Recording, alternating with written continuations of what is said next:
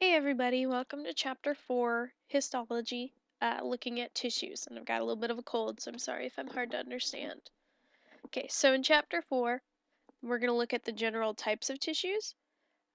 We'll do a lot with this in lab, so lab will be the harder portion of this chapter. So we'll look at the different types of tissues, where they come from, what they look like, what they do, and we'll look at the differences. There are 4 types of tissues, so when I teach this in person, I write down these 4 different words: epithelial, connective, muscular, and nervous, and I leave them on the board the whole time. And we'll go through the definitions of them first, and then we'll go through examples. So I suggest to you listening to do the same. So number 1, epithelials. Epithelial tissues are anywhere there's a lining. They are lining spaces, whether it be on your outside, on your skin, or lining the spaces in your digestive organs, in your blood vessels, anywhere there's a space, epithelial cells line and cover. Second, we've got connective tissues. Connective tissues are more about what's outside of the cells. The cells there make what's called extracellular matrix. That's the fibers, proteins, and solutes outside of the cells.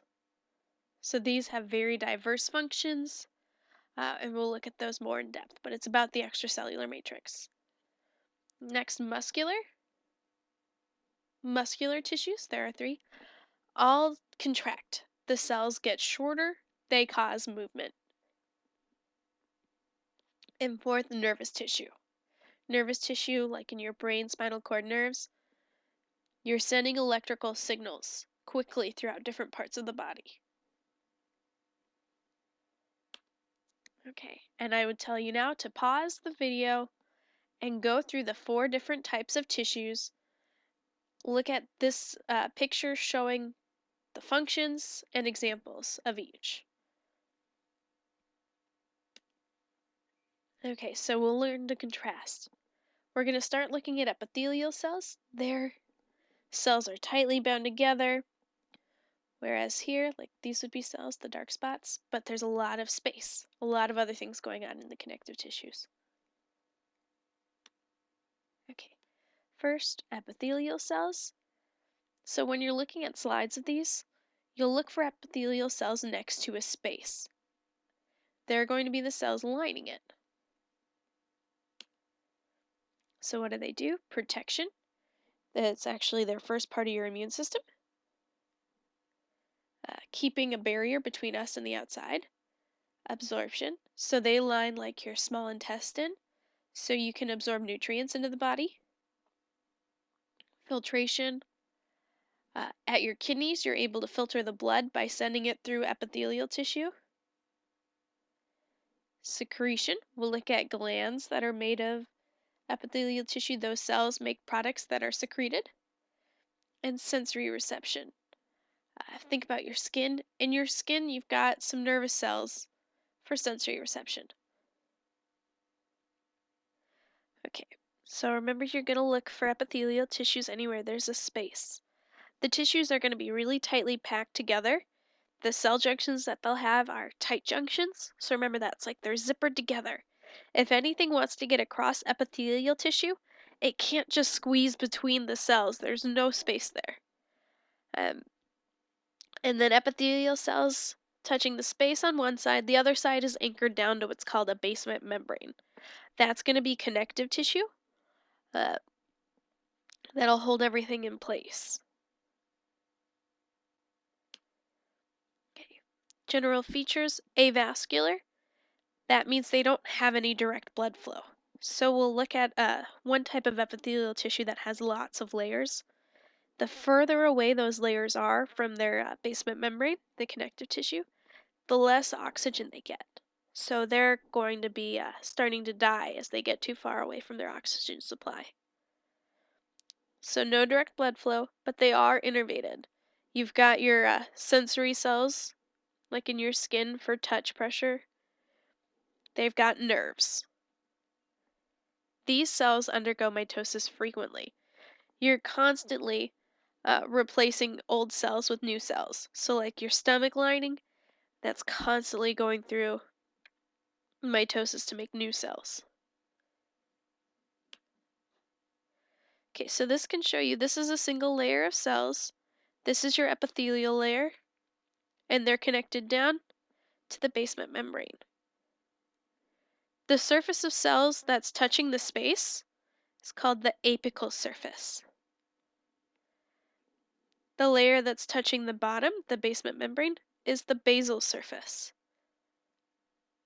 You can see the blood flow going through the connective tissue here. This is going to be important for when we're naming them. All epithelial tissues have 3 word names.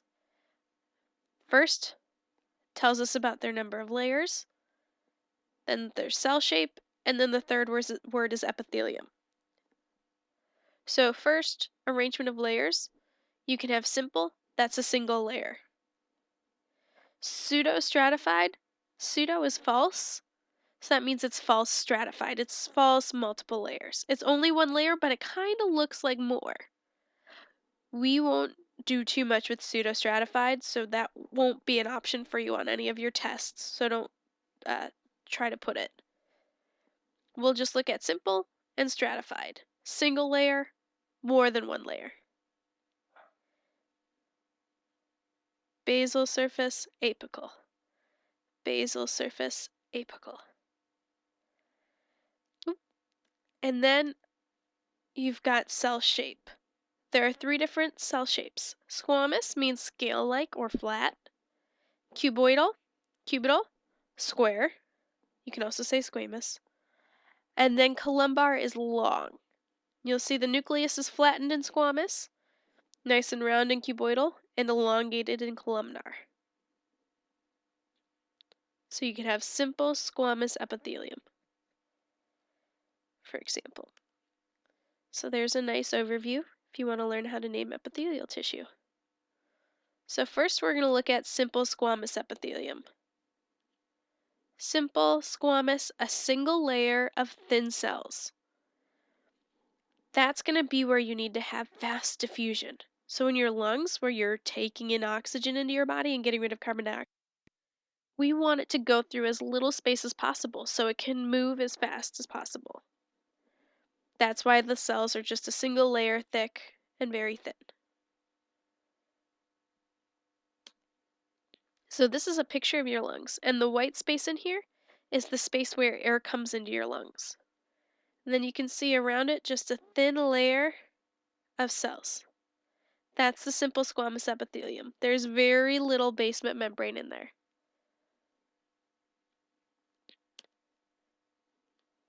Next, simple cuboidal epithelium. Single layer, square-shaped cells. You'll see these lining glands, so they'll make secretions. And they're also for absorption, absorbing things back into our body.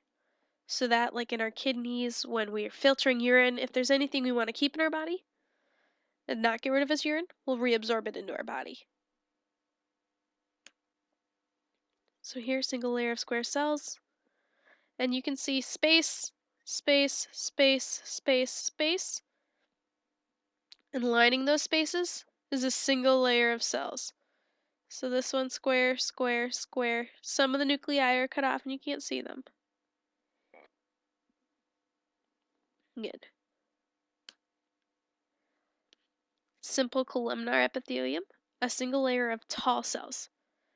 These you'll have like in your small intestines, so you can absorb nutrients, bring them into the body, and you can also secrete enzymes to help break down nutrients into small enough pieces that we can bring them into our body.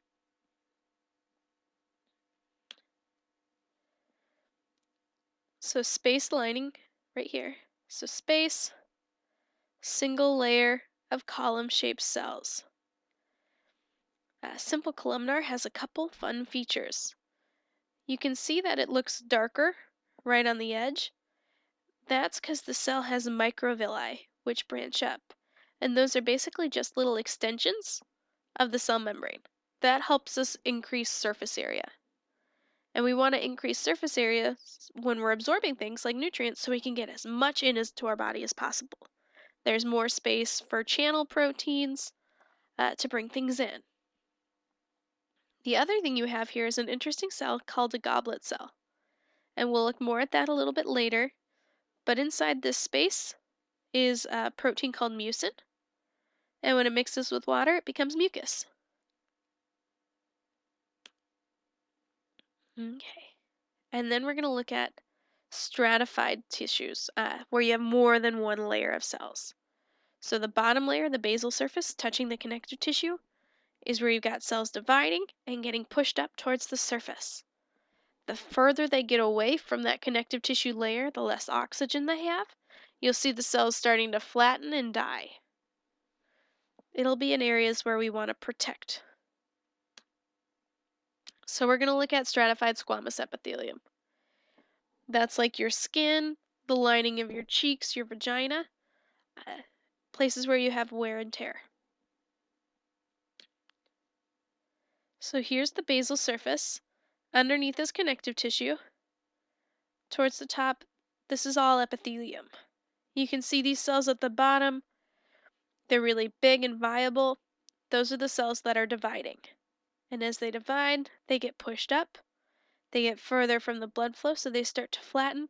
And then by the end, they're pretty much just membrane-bound sacs with, in the skin's case, a protein called keratin. And then they slough off. So when you exfoliate your skin, you're taking off this top layer of dead skin cells. In areas of your skin where you have a lot of friction occurring, this layer becomes thickened. If it's extra thick, that's a callus. Okay, we just covered the 4 types of epithelium that I would expect you to be able to recognize on a lab test. So if I were you, I would go back through those 4, look at their name, what they look like, and where they're found. We're going to just talk a little bit about glandular epithelium and what they do. So these are glands that are making secretions. Endocrine glands, their secretions go into the blood to find their target. So they make hormones. Whereas exocrine glands, they're really close to their target where they need to get their secretions to. So their secretions will just go through like a duct and get to the location they need to go. So like your lacrimal gland is just above your eye. It makes the tear fluid, lacrimal fluid.